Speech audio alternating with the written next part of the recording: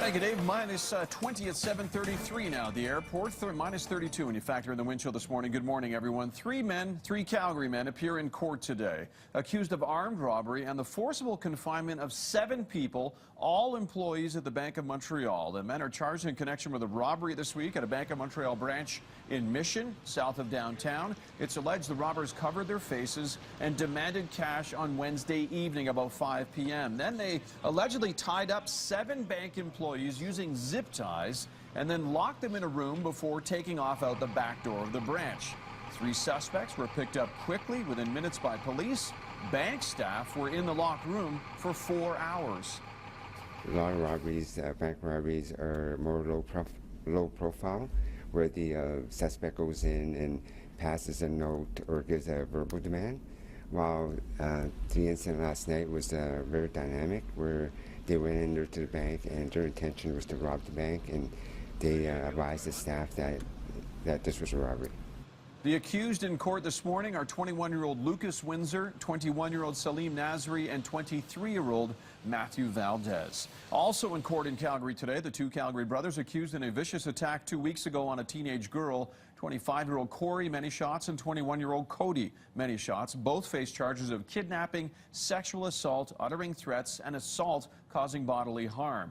A 17-year-old girl was dragged from this bus stop and sexually assaulted in this back alley on November 14th, exactly 2 weeks ago today. It happened in the northeast community of Taradale. The victim was then held overnight in a home in Martindale. That's the next community over, where she was sexually assaulted again. Thankfully, she escaped the next morning.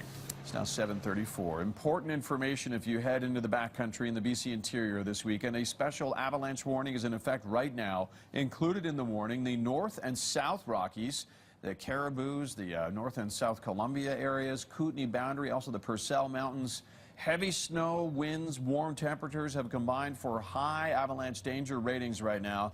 The temperature is expected to drop over this weekend, creating the potential for human-triggered slides. The mercury also dropping here in the city of Calgary as well. We're looking at temperatures that are going to feel minus 30-ish, minus 32 right now when you factor in the wind chill at the airport. That means roads could be slick. That's why city crews are out there laying that pickle mix they use, gravel and salty pickle juice, that is going to try to give you better traction as you make your way around the city.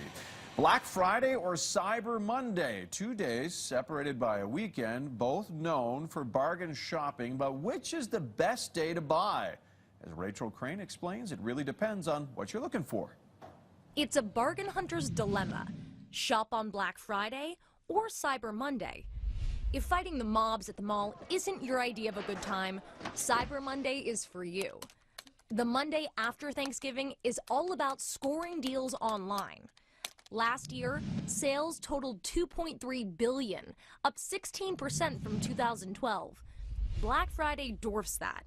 In-store sales the day after Thanksgiving were $9.7 billion. But which day has the better bargains? Deal News says if you're looking to score on clothing, shoes, and beauty, Cyber Monday reigns supreme. Looking for a laptop? You won't find a better deal than on Black Friday. So who wins the Black Friday versus Cyber Monday smackdown? Depends on what you're shopping for.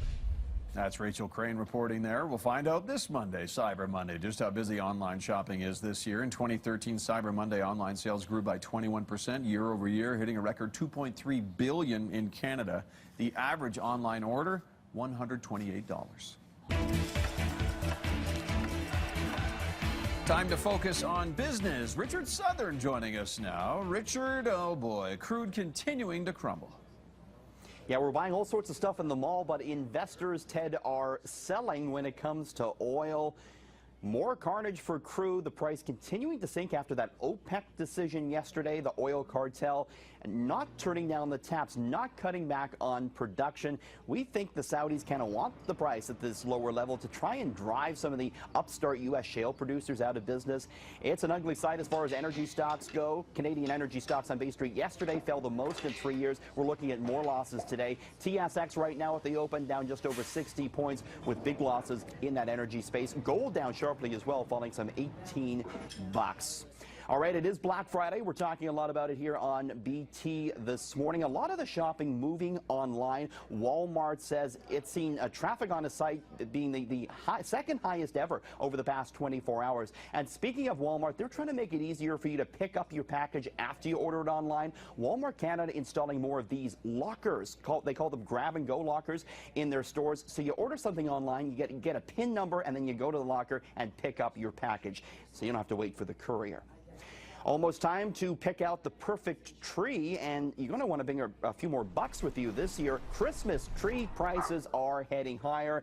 The average price for a 6 or 7 foot Douglas fir is about double what it was last year. Apparently the Christmas tree industry, though, is under pressure as more and more of us buy the fake trees now as opposed to the real ones. And finally, have you ever sent an email to the wrong person, accidentally hit the reply all button? If so, you know how the chief financial officer of Twitter feels. For the second time in a week, he has sent a public message that was meant to be a direct private message. The first one he sent was actually talking about a potential Twitter acquisition. So this kind of speaks to the fact that Twitter might be difficult to use. The chief financial officer having trouble using his own product. Maybe look for a Twitter redesign in the coming months. All right, that's it for me. Ted, back over to you. That is a bad mistake to make. All right. You do not want to do that. Thanks, Richard. Richard Southern reporting this morning. Have a good weekend, my friend. You can hear Richard on 660 News at 26 and 56 after the hour.